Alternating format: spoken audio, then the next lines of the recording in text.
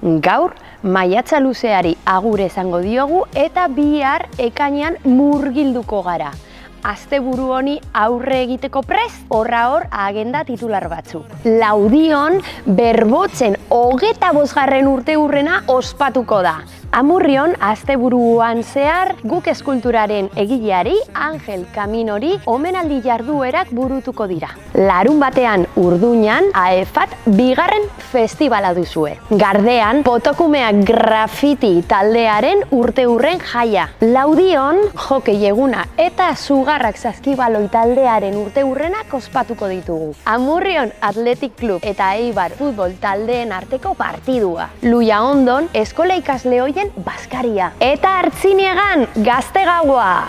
Igandean, Arrankudiega Zoion irteera duzue. Bi aferrata egingo dute. Laudion, baratze tailerra Kirikinorekin. Amurrion, arte eskolako ikasleen erakusketa. Laudioko Zubiko Malekoian, poetak maiatzean poesia ikuskizun polita. Eta Artzinegako Santutegian, Triotz taldearen kontzertua. Betiko lez, agenda, zein, zinema, deialdietan gehiago sakondu nahi eskero, jo aiaraldea.eusera. Eta uda eta solstizioa ate joka ditugunez, hausnarketarako galdera bat, zuen oporraldia antolatu alduzue?